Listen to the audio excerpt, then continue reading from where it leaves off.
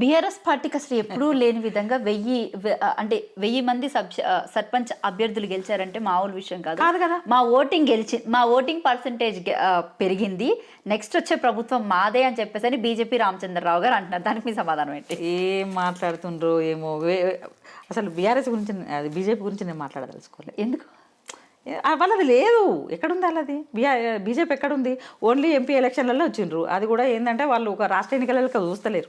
ప్రజలు దాన్ని మేము పరిగణలోకి కూడా తీసుకోము. ఎందుకంటే ఓన్లీ అది ఢిల్లీ ఓటింగ్ అని అనుకుంటారు. ఊర్లలో ఇప్పటికి కూడా ఎట్లుంటుందంటే ఈ ఎంపీ ఎలక్షన్లు వచ్చే వరకే ఇక్కడ మనోళ్ళు కాదు, మనకు సంబంధించింది కాదు, అది ఢిల్లీ అంటే ఎవరికి వేద్దాం అనేది అది అట్లా చేసిండ్రు తప్ప దాని గురించి మనం ఆలోచించాం. ఆ రాష్ట్రం ఇంకా 100 ఏళ్ళైనా రాదు.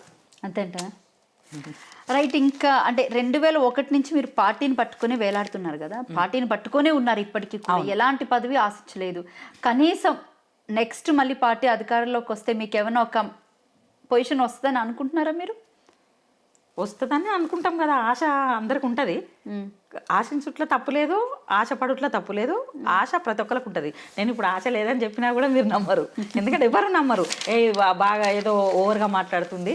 ఆశ ఉండాలి, ఆశ ఉండాలి కదా, ఎప్పటికీ అట్లా. అందుకనే తప్పకుండా ఉంటుంది.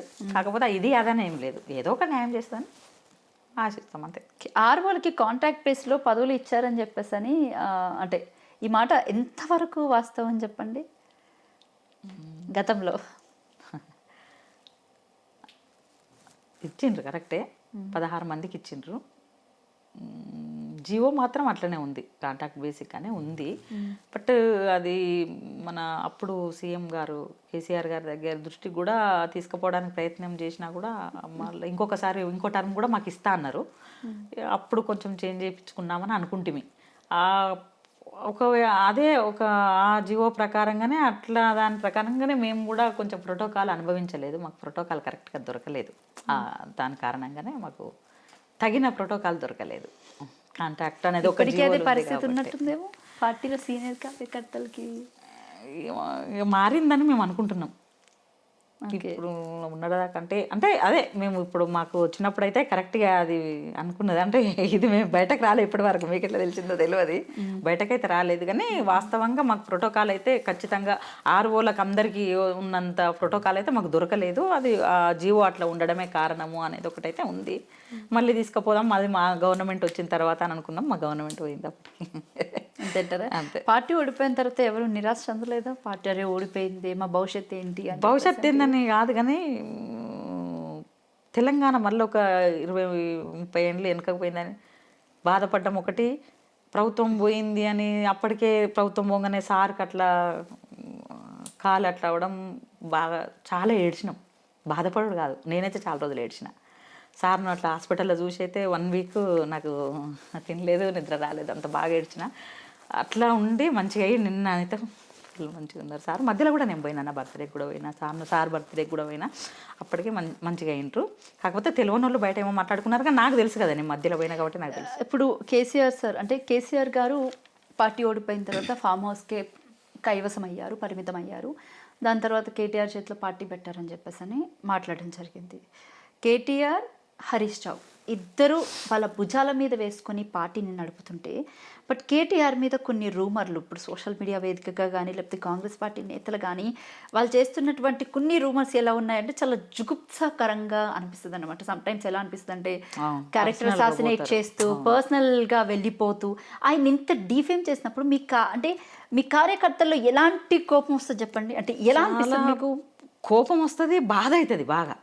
ఎందుకంటే ఏదైనా ఒక నాయకుడు మరీ ఇంత విచ్చలవిడిగా ఏదైనా అంటే ఏ నాయకుడి మీద కూడా ఇప్పటి వరకు అదే చెప్తున్నా, నాకు తెలిసినంత వరకు నేను రాజకీయాలు చూడబట్టి ఒక 10 ఏళ్ళు అవుతుందంటే, నాకు 10 ఏళ్ళు కూడా పూర్తి స్థాయిలో చెప్పాలంటే 5 ఏళ్ళే నా వయసుకి తగ్గట్టుగా చెప్పాలి అంటే. ఎప్పుడు కూడా నేను ఏ పొలిటికల్ లీడర్ మీద ఈ రకంగా క్యారెక్టర్ అసాసినేట్ అయితే నేను చూడలేదు.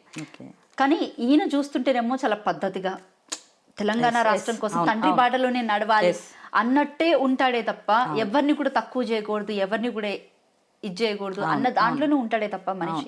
కానీ ఈ విధమైన క్యారెక్టర్ అసాసినేట్ సమ్టైమ్స్ చేసినప్పుడు మీ కార్యకర్తల్లో ఏ విధమైన భావన కలుగుతుంది?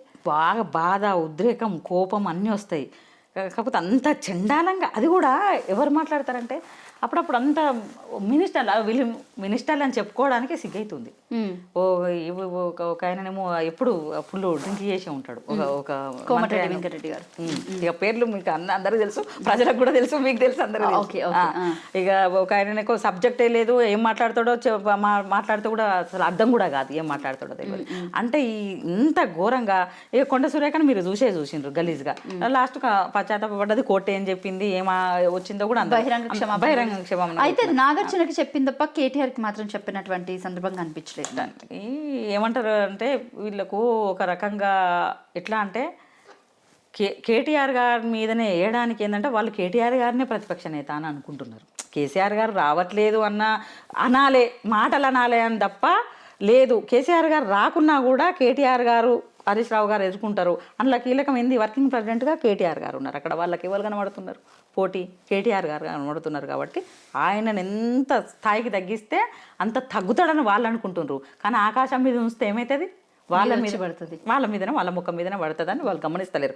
దానికి కొండ సురేఖ మాటలకు కోర్టు ఏం ఆర్డర్ ఇచ్చింది అదే ఉదాహరణ. ఇప్పుడు ప్రతి మాటలు కూడా వాళ్ళ మీదనే పడతాయని నేను అనుకుంటున్నాను. ఎందుకంటే కేటీఆర్ గారు అనేది తండ్రి అడుగుజాడల్లో ఉద్యమం కూడా చేసి, వాళ్ళ ఉద్యమం తెలియకుండా రాలేదు కదా. హరీష్ రావు గారైనా కేటీఆర్ గారైనా కూడా ఎవరైనా కూడా మా అందరితోని రోడ్ల మీద కూర్చున్నారు, వంట వార్పులో కూర్చున్నారు, పోరాటం చేసిండ్రు, అక్కడి నుంచి వచ్చిండ్రు, తండ్రి ఆశయాలతోని వచ్చిండ్రు. కాబట్టి ఆయనకు అట్లాంటి ఇట్లా ఏం లేవని అందరికీ తెలుసు, ప్రజలకు అందరికీ తెలుసు.